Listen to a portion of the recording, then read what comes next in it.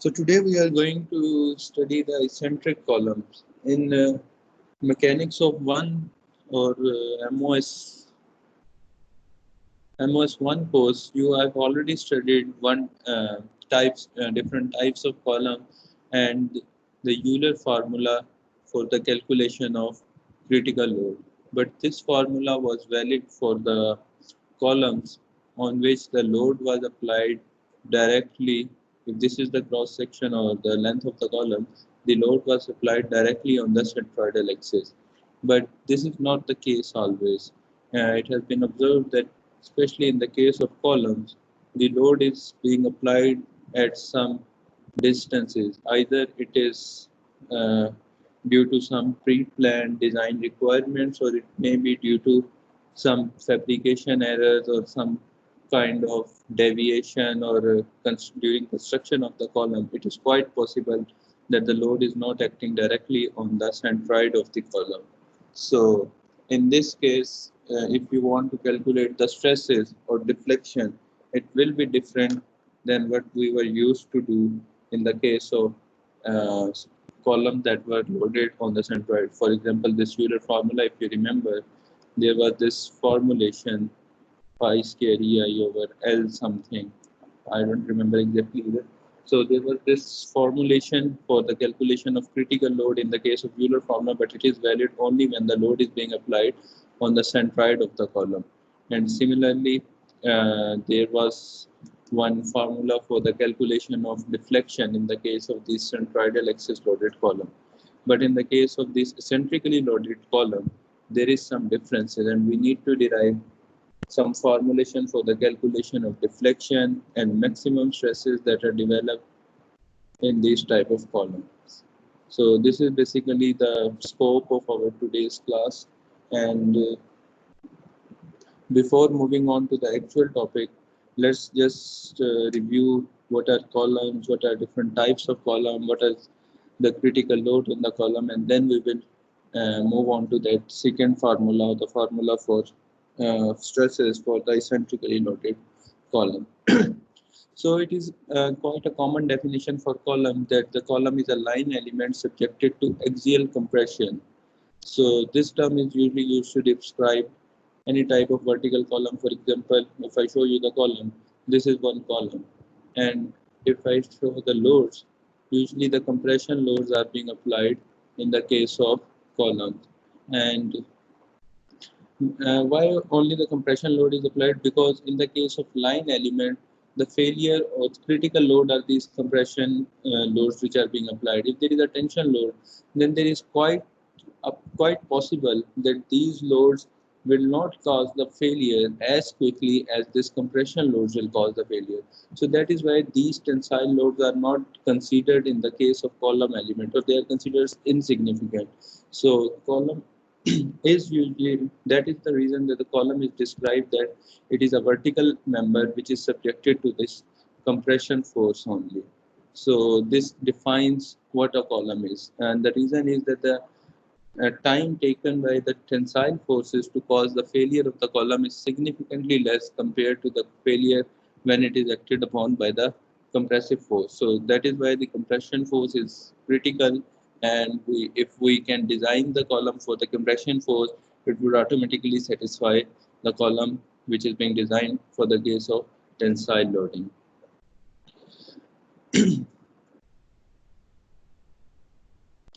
In the case of column, which are subjected to obviously the compression loading, secondary bending effect, and by secondary bending effects, let me show over here that it is not realistic to say that the column will always be loaded exactly on the centroid, and due to some imperfection, due to some fabrication error, this load will move slightly towards right or left, due to which eccentricity is being produced in this type of column. So if the column is loaded directly, or even if in this case the failure or the deflection curve of the column will be something like this, if it is a simply loaded column or column with both on which the hinges or roller supports are provided. So this is the deflection curve or the elastic curve for the column.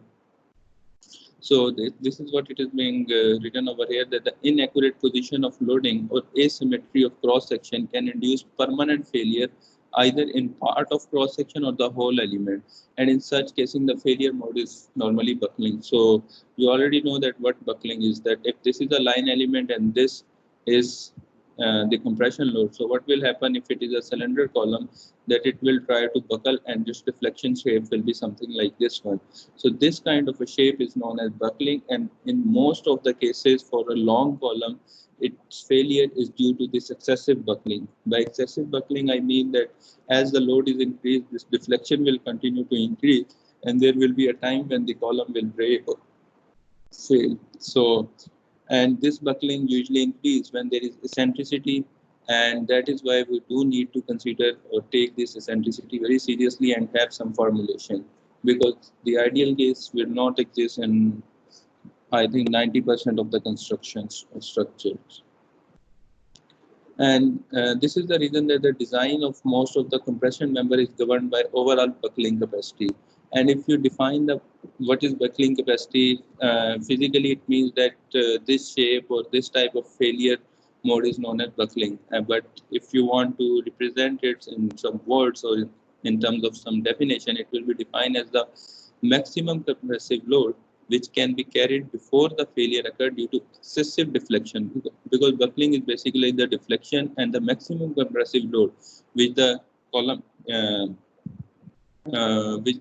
takes before the failure occurs due to this excessive deflection or buckling in the plane of greatest slenderness ratio. Now, what is this slenderness ratio? So, buckling capacity is the load which the column can carry before the failure occurs. So, before the failure occurs means that, like approximately, if for example the load at failure is 20 kilonewton, so the buckling capacity or the buckling load is the load that is 19.999. So it is exactly close to the critical load, but just before, so that we will design the column by considering this load, so it can or it is able to withstand the maximum load or the so it does not go to the limit of the critical load, and that is why the failure will not occur in this type of column. So what is this slenderness ratio? It is the ratio of effective length to minimum radius of gyration. That is this one. So you know that this is the slenderness ratio. Let's represent it with K, and radius of gyration is R is equal to, or we can write I is equal to AR square. So R is equal to under root I over A. So this is the cylinder radius of gyration, and if you divide the effective length of the column to this minimum radius of gyration of cross-sectional area, then this factor as a whole is known as slenderness ratio. And if the column is free to rotate, then the buckling would take place about that axis for which radius of gyration is minimum. So can anyone tell me that why the buckling takes place around this axis around which the radius of gyration is minimum? Anyone?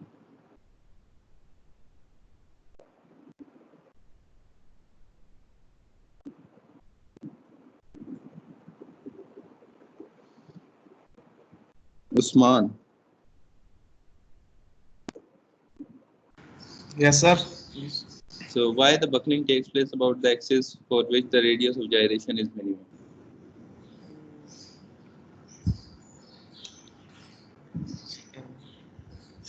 तो उसका I minimum होगा. Yes, and और area कम होगा तो. उसके बाद so that I is minimum. Yes, you are right. For the column about which the radius of gyration is minimum, this moment of inertia or I is minimum. So that means that it is the critical section. It does not have enough material or enough cross-sectional area in this direction of I, for example, at which it is minimum. So it doesn't have enough cross-sectional area to resist the applied load. So that is why the buckling will, for example, if I show you the cross-section of this column, it will be this one. This is the x-axis or this is the y-axis. So let's say if around y-axis the I value is minimum. So that means that around y-axis the area is not sufficient to resist the applied load. So the buckling will occur around this y-axis and the failure will also occur around this y-axis. So since this axis has this minimum radius of gyration or R is minimum, so I can say that the failure of the column will take, if this R is minimum, so the slenderness ratio is maximum. So that is the reason that over here it has been said that the excessive deflection in the plane of greatest slenderness ratio. Why greatest slenderness ratio? Because for this axis or for this plane, the R value is minimum and the buckling will take place around this axis and the failure will also take place around this y-axis if R is minimum around this axis. So this is the reason that we consider the maximum compressive load around the plane for which the slenderness ratio is greatest. And same is the case that around this x-axis the R value will be maximum or I value is maximum, and that is why the slenderness ratio will be minimum, so the failure cannot take place around this x-axis. So is there any confusion about this concept? So let's ये move. Axis वाली बात थोड़ी confusing लग रही है, मतलब ये जो y और x एक्सिस में जो आपने रेडियस गायरेशन का बताया फिर से रिपीट कर देंगे, एक्सिस वाली थोड़ी कंफ्यूजन कर रही है बात. So for this y-axis, let's say that this I is minimum for y-axis. We are just assuming this, that I is minimum around this y-axis and x is maximum around this y-axis. So basically what does this I represent? I represents, or the second moment of inertia represents the distribution of area. So if I is minimum, it means that area is very small around this y-axis. So if I is minimum, then this factor or this R will be minimum, or because they are directly proportional to each other, and this R will be minimum. So that means that around this y-axis there isn't enough cross-sectional area to resist the applied load. So since y-axis is the weaker axis, so the buckling or bending will take place around this y-axis and the failure will take place around this y-axis. And since R is minimum for this y-axis, the slenderness ratio, that is L over R, will be maximum. And this is the reason that in this definition it has been said that the maximum buckling capacity is the maximum compressive load around the plane of greatest slenderness ratio. Why greatest slenderness ratio? Because around this plane the R value is minimum and consequently the I value is minimum and the area to resist the applied load will be very small. So is it clear now? Yes sir. Excuse me sir. Yes. Sir जो radius of gyration होता है ये थोड़ा समझा दे. Actually, for radius of gyration is just to correlate. For example, if we have this cross section, and for this cross section we will have one I value, one A value. Now this A value will remain constant for a particular type of a cross section, but this I value will keep on changing around different planes. For example, if this is the plane, then I value will be something like this one. Let's say 10. If this is the plane, then this I value is 20, and if this is the plane, then this I value is 30. So radius of gyration, or the purpose of this is just to correlate this I and A values for a particular type of a section. So how does you correlate, or what is the formulation that R is equal to I over A?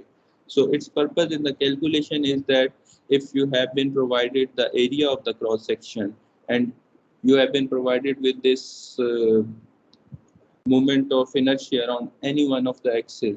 So you don't have to use both terms, or you don't have to introduce these two variables in the formulations or different formulations that we will study in this.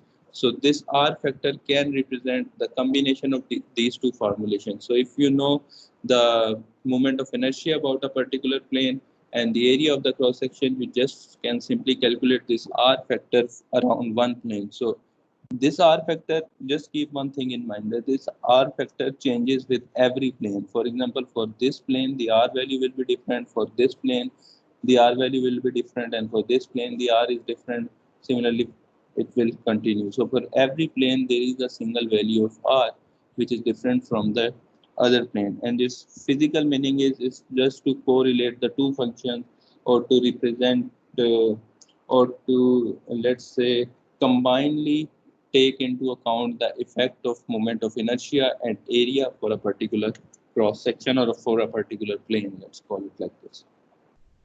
So is it clear? Yes, If sir. you remember, in the case of unsymmetrical bending, for this R factor was used in the section columns as well. I think in the section columns you have not been provided, or you were not provided with direct value of second moment of area about the principal axis, but you were provided with R value. And what was the reason? That the area is constant for one particular section and R value is constant around one particular plane. So using this R value, you can calculate this I factor, or whatever you require. So it is just a for the sake of calculation or for the sake of correlation, because obviously you can always represent this R as under root I over A, but it will induce two variables or three variables in one equation. So it is not convenient in those cases.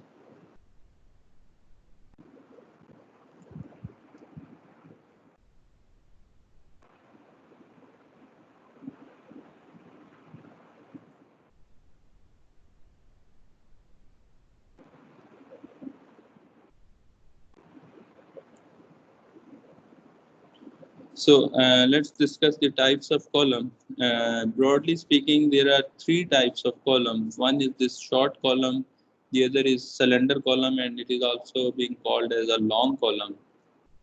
So the column which, how do you define it? That the column which has relatively low slenderness ratio is called the short column, or you can say that the column for which length is not greater than 10 times to the least cross-sectional diameter. For example, if this is the length, and if this is the cross section of this column, this is the length, this is the cross section, that is BH, and if this length is not greater than 10 times of the cross section, then the column is called a short column. And in the case of short column, the failure is not due to buckling, because even if you visualize and you take a small chalk or something like small pen in your hand, and if you apply this load on this small pen or small any object just like a column, you will see that it won't buckle actually. It won't have this kind of a buckling if it is very small. And this is the reason that this column does not fail by buckling, but it does fail by the crushing of the material. You keep on applying the load, it won't buckle or it won't deflect, but there will be a stage when the stresses or the compressive stresses will exceed the yield strength, and that will be the stage that when this type of column fails. So this is what it has been written over here, that such element fail by the crushing of material induced by the compressive stresses, and the flexural stresses are not very dominant, because so this is the type of short column that when length is very small, buckling does not, or deflection does not occur, or even if it occurs, it is so small in magnitude that it does not induce the failure in the column. But in the case of cylinder column or long column, if you see that this column has a length which is greater than 30 times to the least cross-sectional dimension. So in this case, the length becomes critical because it is very large compared to the other two cross-sectional dimensions. So when the load will be applied on this type of the column, let's say if this is a long column and the compressive load will occur on this column, obviously the deflection or buckling will take place in this type of column, and it will be significantly greater than the yield stresses, or the stresses produced due to buckling will be greater than the yield stresses. And obviously this buckling or bending will occur due to the flexural stresses or due to the bending moment, and that is why the flexural stresses are very dominant compared to the compressive stresses. And the failure in this type of column is due to the lateral deflection, which is this deflection, and as the load will be increased, this deflection will continue to increase, and finally the failure will occur. And there is this third type, that is the intermediate column, which is in between these two columns, or let's say the length is between 10 to 30. For the short column, obviously the upper limit is 10, and for the long column, the lower limit is 30. So in between length is known as intermediate column. So in this type of column, both type of failure can occur. It depends on the type of material or the amount of load that is being applied, and based on those load, any failure is possible. Either the buckling will be predominant or the crushing of the column can occur due to the applied compressive load. So this is what we call as intermediate. So the basic differences of the length and type of failure which can occur in different types of column. And the next thing is, yes. Is the material more dependent upon, is buckling more dependent upon the material property or the slenderness? Can you speak again? Buckling आपकी जो होती है वो material property के ऊपर ज्यादा dependent होती है, स्लेंडरनेस के ऊपर ज्यादा डिपेंडेंट होती है? Slenderness ratio.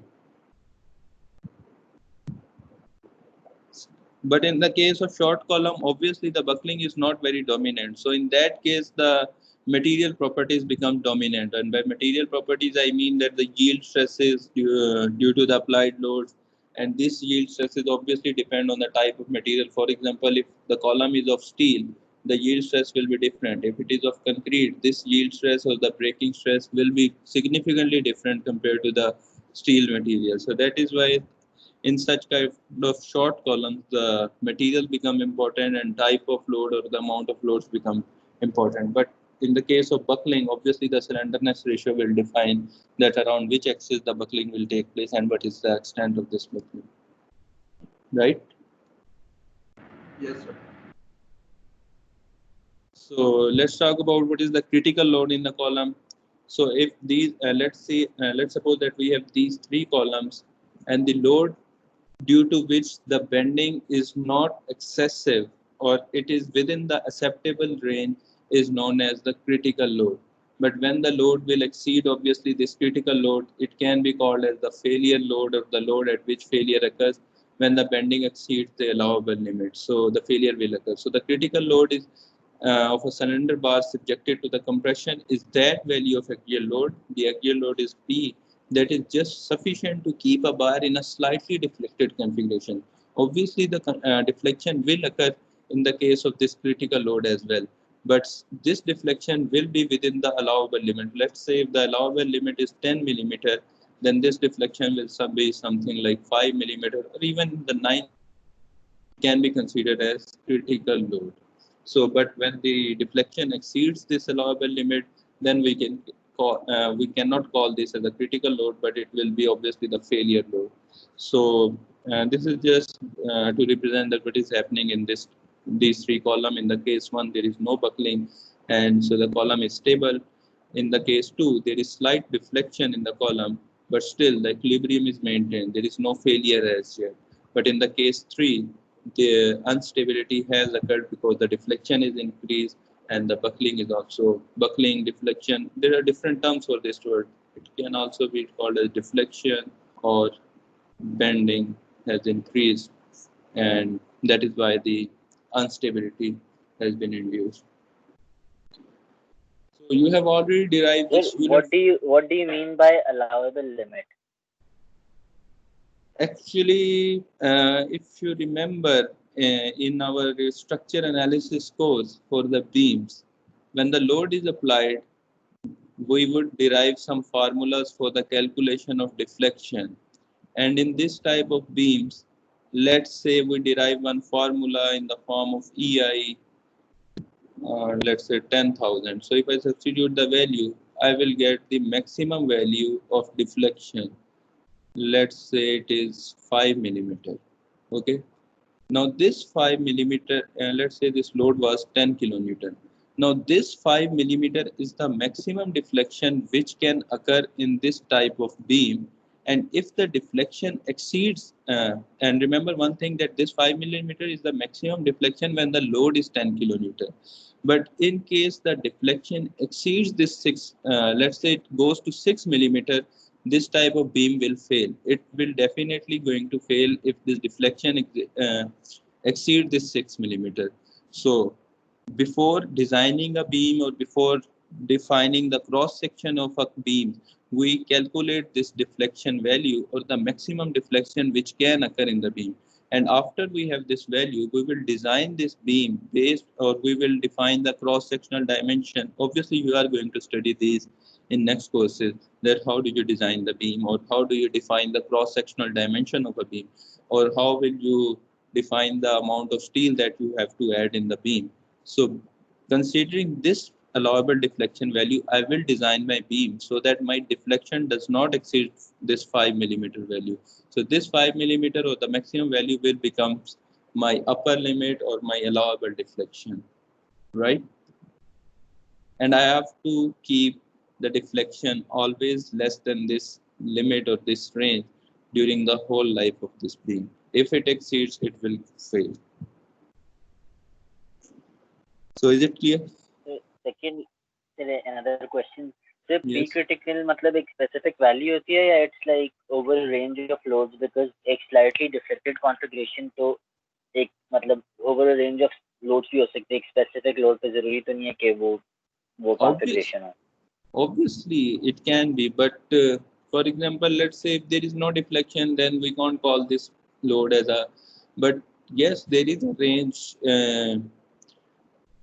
let's say from 2 to 10 millimeter, the value of load is, let's say if the deflection is 2 to 10 millimeter, but the allowable is 12 millimeter. So all the values of P between this 2 to 10 millimeter, we can call them as a critical load. But in the case of, there isn't this much deflection, obviously. But in the case of these deflection, let's say if the deflection occurs from 0.002 to 0.10, so it will, you will see that this load won't vary very much. Let's say the value of load may vary from 10.1 to 10.3 for this range. So that is why we will define it as a one value of load. There can be, if you consider the significant figure of the decimal places, obviously there will be a difference, but broadly speaking, the value will remain the same at these critical conditions, right? Right, sir. So you have already derived one formulation for the calculation of critical load, and the purpose is just to review the formulation. If you want to calculate the critical load and you know the length, the cross-section properties, you can determine the critical load that are acting on a eccentric on a column which are loaded on the centroidal axis, and similarly you can also calculate the deflection of these type of columns. We won't be going too much into the discussion of this because you've already studied this, and we are not going to use this for these methods in this method much in our calculation. Maybe one or two. So you just have to remember this, or you can just review your previous lectures as well if you want to know more basics about this formulation. But for now, or for this course, we just need to understand that what are these basic factors, what is this length, and this x distances to calculate the critical load and the deflection in the case of columns loaded on the centroidal axis. So our main topic is to calculate the stresses or deflection in the case of column which are loaded at some eccentricity. Let's say this load is being applied at some eccentricity with respect to centroidal axis. So due to this type of why this eccentricity occurs, due to it occurs, as I have told you, due to the fabrication error, due to which the load may deviate slightly from the centroidal axis and eccentricities will be produced. But we have to consider this eccentricity, and based on this eccentricity we have to determine the stresses and the deflection. So let's just do a small derivation to figure out the values of stresses in this case.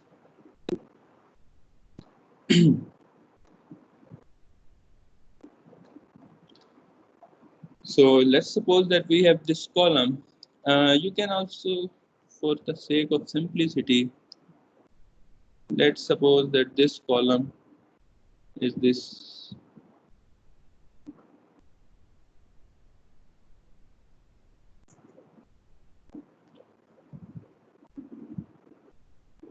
This column is exactly this one with both and hinge, or there are hinge or a roller support. Obviously, no, roller support is not provided, otherwise it would slide away. So let's suppose that this is the column on which both ends are hinged, and it is equivalent to this one which is being shown in this figure, and the load is being applied, or the load is at some distance from the centroidal axis. If this is the centroidal axis, the load is at some eccentricity E, or at some distance E from the centroidal axis. The length of the column is L, and this is the load on the other end as well, which is also at some eccentricity. Now, this load or this eccentricity will produce a bending moment around this axis. So if I want to represent this load, can I say that this load is equivalent to this load over here? Wait, let me just.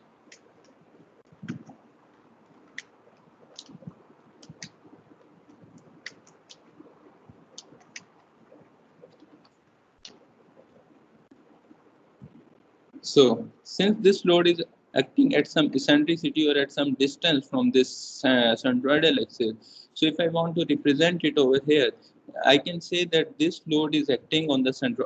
What effect that this load will be producing? This load will be causing the bending moment, or the movement in this column, or the deflection in this column element, and the other effect that it is producing, that it is inducing the compressive stresses, because the load is acting direct. If the load is acting directly on the centroidal axis, it will induce the compressive stress. So similarly, if a load is acting at some distance, this load will be producing the bending stresses and the uh, compressive stresses in the beam, or the flexural stresses and the compressive stresses. So compressive stresses you represent as P over A, or these are the axial stresses that we have already studied in this course. And similarly, the bending stresses are represented as sigma is equal to my over I. So this load is basically producing two effects. So if I want to represent it, I can say that this load which is being applied at some distance E will have two effects, that it is producing this axial load and it is producing this movement. So I can shift this load at some distance E to the centroidal axis, but now I will introduce some bending moment. So this load which is acting at some distance E is equivalent to this load which is acting at the centroidal axis, and this movement which is being produced around the centroidal axis. And what is the value of movement? It is simply load multiply this moment arm, that is E. So, and similarly on this bottom axis, or on this point P, this load which is acting at some eccentricity E is equivalent to this axial load acting on the centroid, and the movement which is being produced by this applied load. So this is just for the sake of calculation, or let's say for the sake of derivation, to make our calculations convenient. So let's suppose now again consider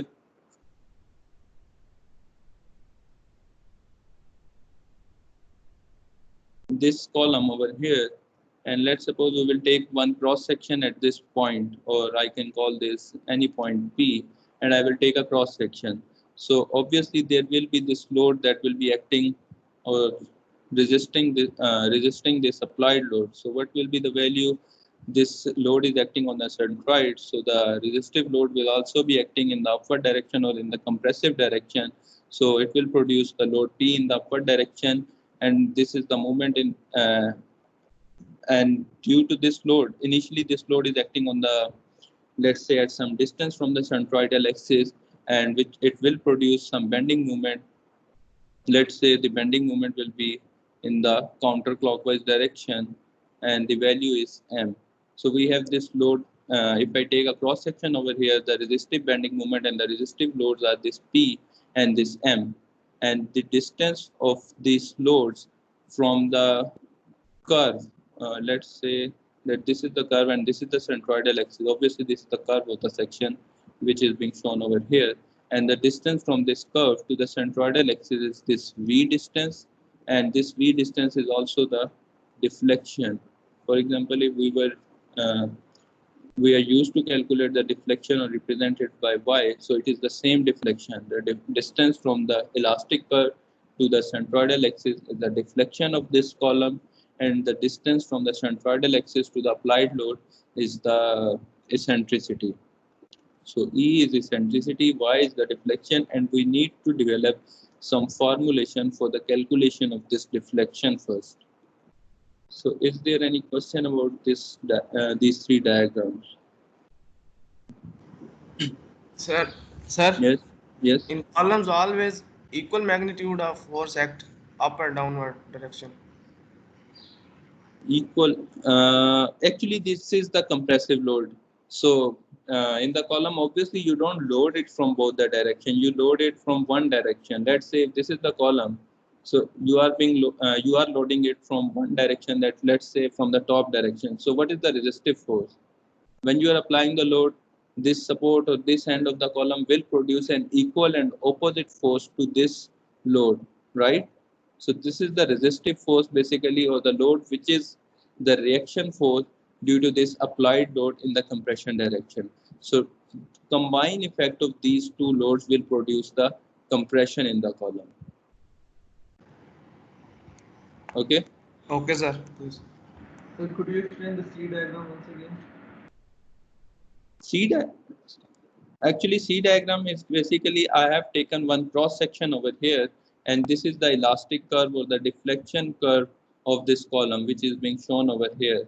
So if I want to represent the loads, which I have just represented, that I can represent the loads that are acting at some eccentricity as equivalent to the axial load or the load acting on the centroidal axis and the bending moment which is being produced in the column.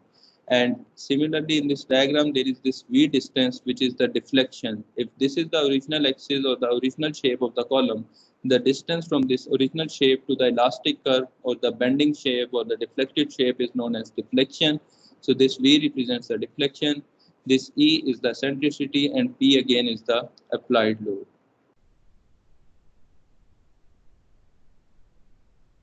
Right? So if I write the equation for bending moment, or if I want to calculate the bending moment at this point, what will I do?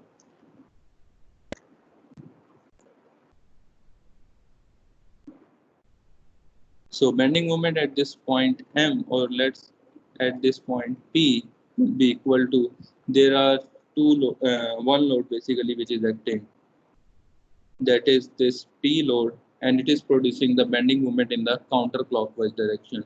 So the value of bending moment is P into E at this point over here. Over here. So the distance or moment arm, if this one is, let me write it over here. This M moment is acting in the counterclockwise direction. So it will be, let's say, it is positive, and similarly this P point is producing the bending moment in counterclockwise direction at, let's say, this point B, or we can call it any point.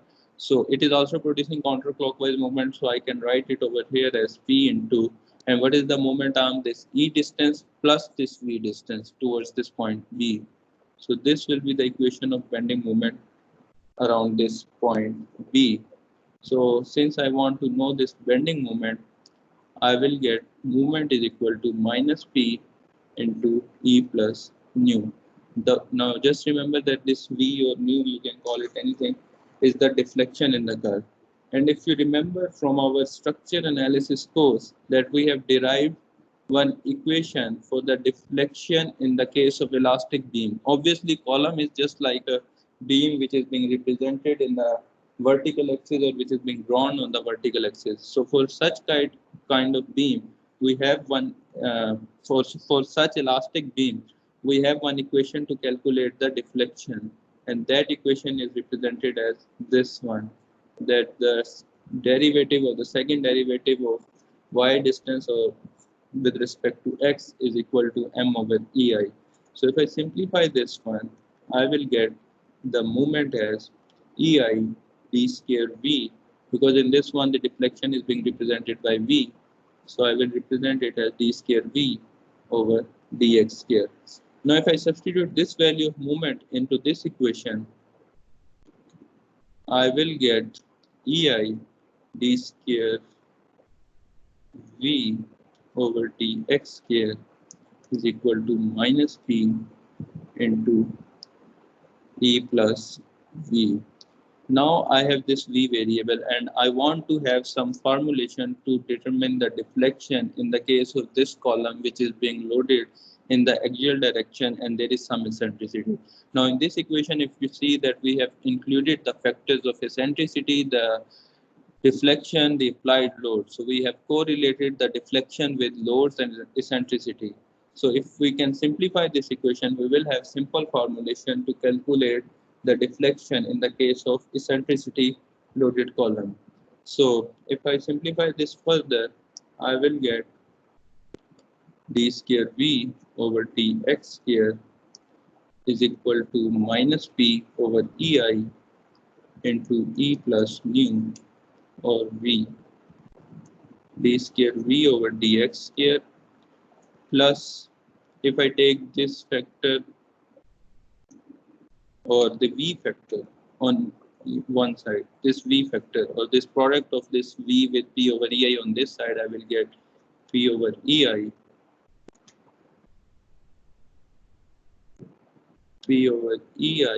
into v is equal to minus p over ei into e. Now again, if I take the integral of this equation twice, I can remove this derivative, but obviously this is a non-homogeneous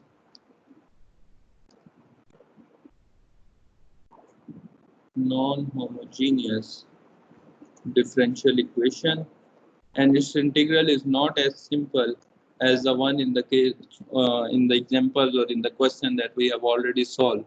So for the sake of derivation, we are not going to do the or calculate the integration procedure for this equation, because it is a complex procedure, because it will give us the complementary solution and particular solution, and you have studied these kind of equation in your statics, in your mathematics or differential equation or numerical.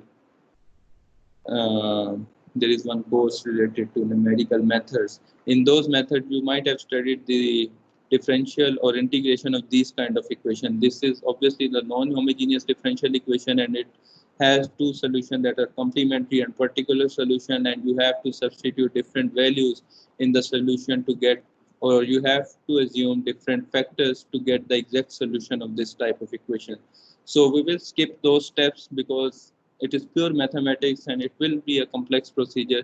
So we will directly move on to the solution of this equation.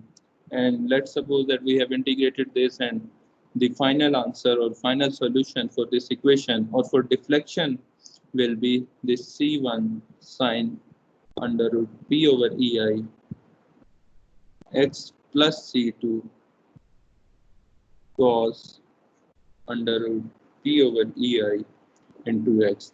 Now we have one equation to calculate the deflection. If we know the load, if we know the x distance, that is the distance of any point with respect to, if this is our reference, so the distance from this reference to any point, if we know this distance, we know the applied load, we know, and there is a third term with this one, that is minus e. And if we know that eccentricity, we can calculate the deflection which is being produced in this eccentrically loaded column. But again, there are still two constants in this equation, that are C1 and C2, and we need to figure out the values of these constants before we can get to the solution. So let's apply some boundary condition. So this is the shape of our column, and the deflection or bending will be produced something like this, just like in the case of simply supported beams. So if this is the case, then can I write that at x is, and this is the x-axis, so can I write that at x is equal to 0, the deflection or v is equal to 0. Similarly, at x is equal to L, deflection is also L.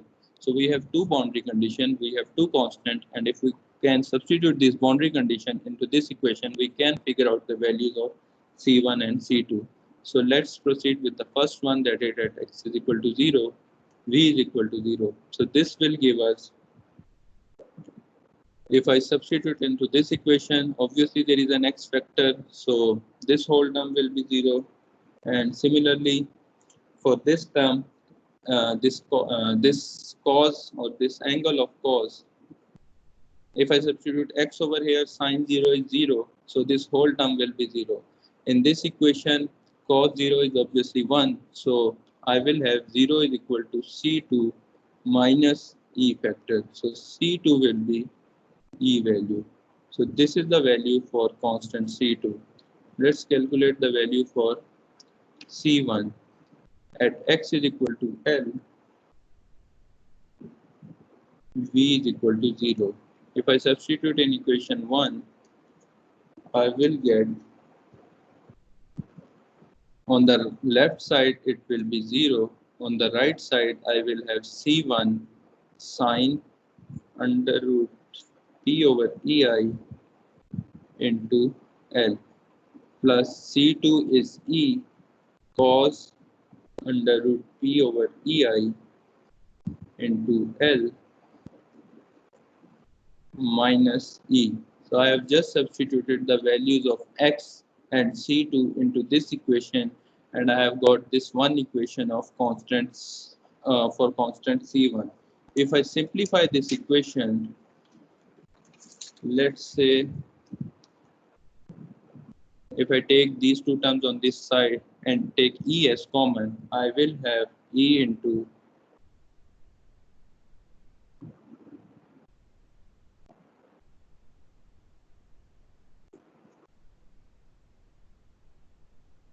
E minus E cos of under root P over EI into length is equal to C1 sine under root P over EI into length. So from this equation, if I take E as common, I will get 1 minus cos under root P over EI into length is equal to, this sign will also come onto this side. So I have sine under root P over EI into length that is equal to constant C1. So if you remember, there are two relationship between sine and cos theta. That is 1 minus cos 2 theta is equal to 2 sine square theta. So if I write it in terms of theta, what will I have? 1 minus cos theta is equal to 2 sine square theta by 2. Now if you look into this term at the top, it is equivalent to, if this is the angle theta, this whole factor. So this term at the top or at the numerator is equivalent to this one, that is 1 minus cos theta. And for the bottom term, we also know one formulation that sine 2 theta is equal to 2 sine theta cos theta. And if I write it in terms of theta, it will be sine theta is equal to 2 sine theta by 2 and cos theta by 2. Now if I apply these two formulation into this one, I will get C1 equals to E into 2 sine square under root P over EI, but obviously I have to divide it by 2 to make it equivalent to the trigonometric relationship. So the top side is this one, and on the bottom I will have, this is, let's say, is the sine theta. So on the bottom I will have 2 into sine under root P over EI into L by 2 and cos under root P over EI L by 2. So this term, this 2 will be cancelled with this one, this term will be cancelled with this one. So we will be left with C1 is equal to E into sine under root P over EI L by 2 over cos of under root P over EI L by 2. So what is sine over cos? Can I write it as C1 is equal to E into tan under root P over EI L by 2. So is there any confusion up till this point? This is the formulation for C1, and for C2 we know that it is equal to E. So is there any confusion about this one up till this point?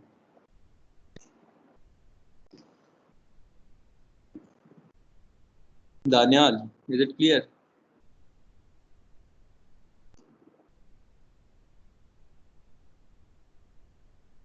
Daniel, Yes, sir.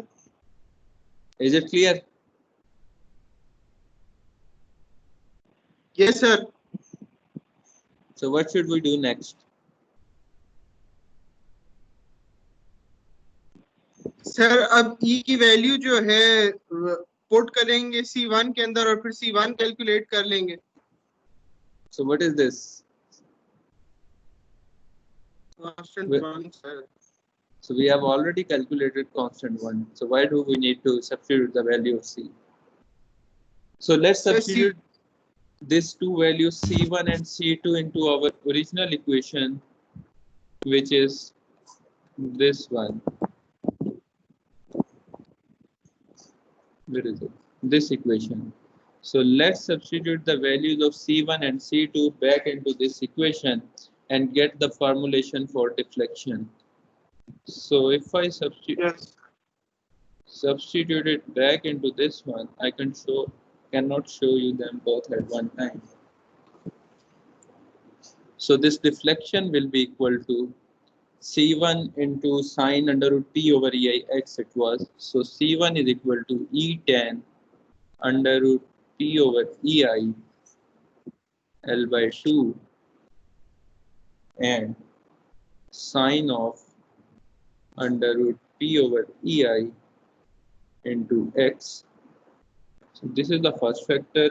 The second factor was C2 cos of under root P over EI. So I can write it as E into cos of under root P over EI x, and the third factor was minus E. So if I take E as common from this whole equation, I will have something like this one.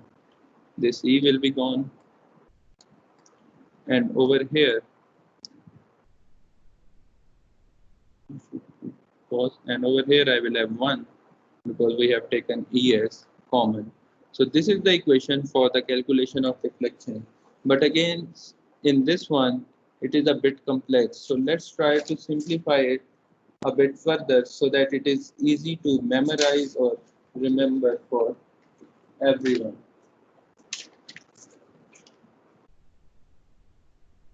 So if I simplify this one, or if I want to calculate, if this was my column, this is the equation of deflection at any point in this column. So if I want to calculate the maximum deflection is occurring at a distance of L by 2, right? So I can say that for maximum deflection is occurring at the center at a distance of at x is equal to L by 2, V is equal to V maximum. So this V maximum will be E into. Do you have a class after this one?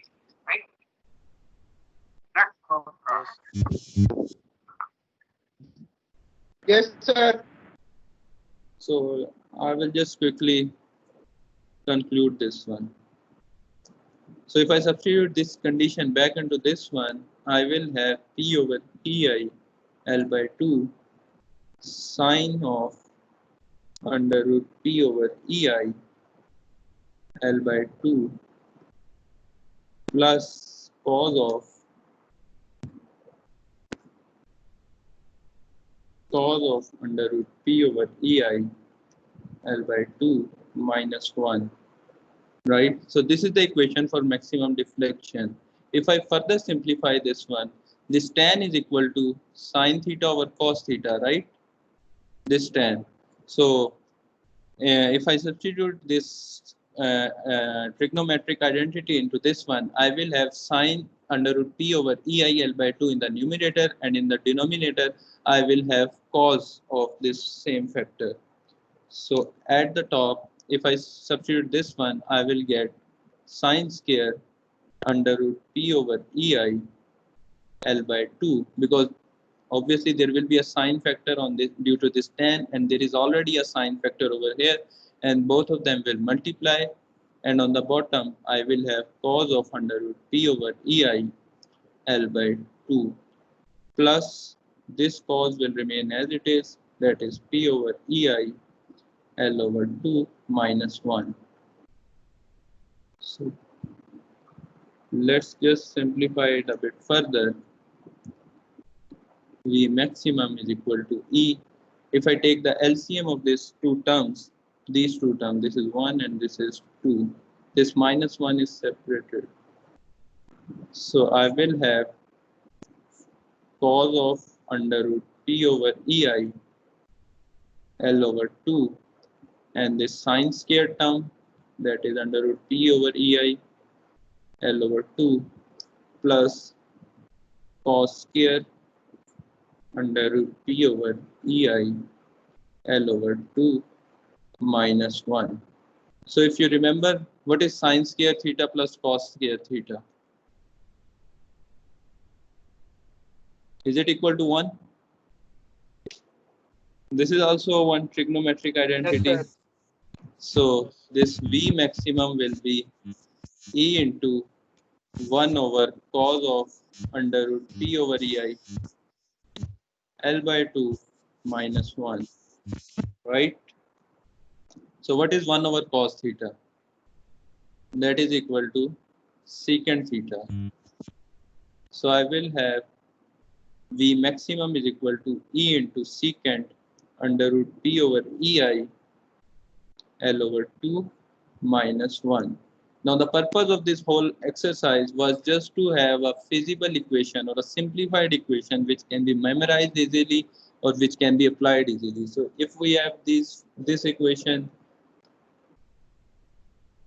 if we were to use this equation over here, then we would have to do tedious amount of calculation for each x distance to calculate the maximum value. But now we have this equation in the simplified form. If we know the distance or length L, if we know the applied load, we can directly calculate the maximum deflection in the case of column which are eccentrically loaded. So this is the derivation for maximum deflection. Just go through the lecture again, because obviously it's the first time and you may have missed something. So just go through the lecture again, and if you have any question, just feel free to ask. In the next lecture, we will do a derivation for the stresses or the maximum stresses which are developed in these kind of problems. So if you have questions now, you can ask me, and those who want to leave can leave the class.